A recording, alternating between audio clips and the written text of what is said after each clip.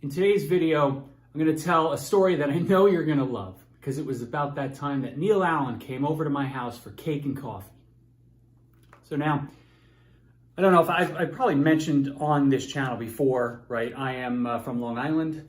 My family is Italian, and whenever people would, stop by, right, or come by after a party of some sort, it was always come over for cake and coffee.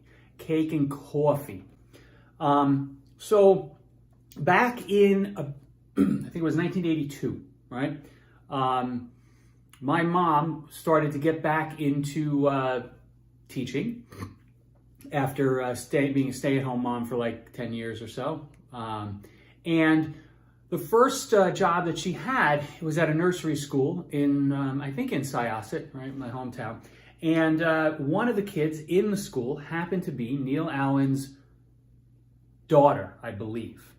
He'll have to fact check me on that when I get his number somehow and call him to apologize. So somehow my mom convinced him to come over and say hi to us.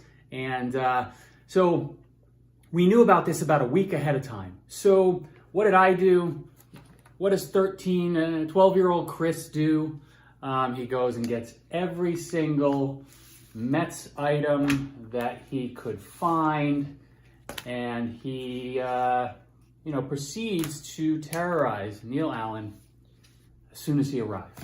And this happened to be, I think, if I'm remembering the timing correctly, this happened to be like a month or two after he was traded to the Cardinals, basically for Keith Hernandez. I'll trade you my Neil Allen card for your Keith Hernandez. Throw in your Rick Owenby. Hey, how you guys doing? I wouldn't make that trade.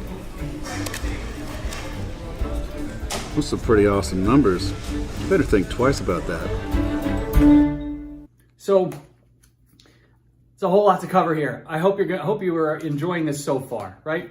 So Neil Allen came up, I think it was in 1980, like a house of fire. Young guy, really distinct pitching motion, and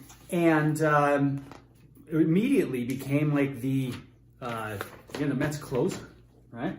So here's his. I'm gonna weave some highlights in here, but this was his. He had a really distinct pitching style, saving games, right? And he was a young guy, good-looking dude, and he was very personable too. So when you saw him in interviews, you liked hearing what he had to say. So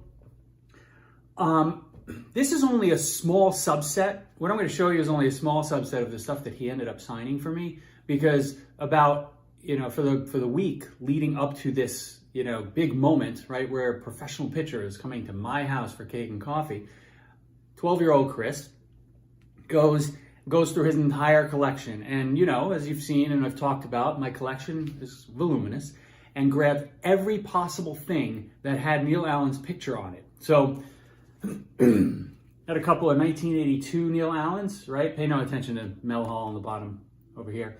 But one of my favorite cards of his, when he was on the Mets, he came up in 1979. So yeah, it was right spot on. Here's a nice picture from the Cardinals. Your friend, Neil Allen. I mean, come on. This is like the 12-year-old living a dream. And actually, when he was, he gave us a couple of, we had some Cardinal hats too. And we got, if this couldn't get any better, right? We were like his guests at a game, and we sat behind the plate, right? And in our Cardinal hats at the time. Now, when he got traded to the Cardinals, I think he threw like an amazing 8-inning shutout during his first start with the Cards. But needless to say, the trade worked out better for the Mets in the end. Neil had a really he had a really good start to his career and then kind of bounced around the league a bit. After he retired, he was a pitching coach in a number of organizations. He reconnected with Joe Torre. He was in the Yankee system for a while, and I believe he's officially retired now. So, it was just an amazing time, and he was the nicest guy ever to sit there with a pile of 50 cards and a bunch of posters and programs, just signing every one of these things. I think of that now and I'm just like, good God, I'm a little embarrassed. One day I will meet Neil again or have him call me. I'm actually going to put my phone number here. Maybe he'll stumble upon this video and give me a call one day so I can properly apologize for putting him through that during what was probably a lovely Sunday afternoon, probably even an off day for him during the 162 game season. But again, always a soft spot in my heart for Neil Allen, even though he was on the Mets and I wasn't a huge Met fan growing up. And really, when you think about good dudes and the impact that the behavior may have on you as a kid, this was one of those instances where he did not have to do any of this, much less sign 50 pieces of memorabilia, but he did it with a smile, and I'll always be thankful for that experience. I hope you've enjoyed the story, and I'll talk to you again soon.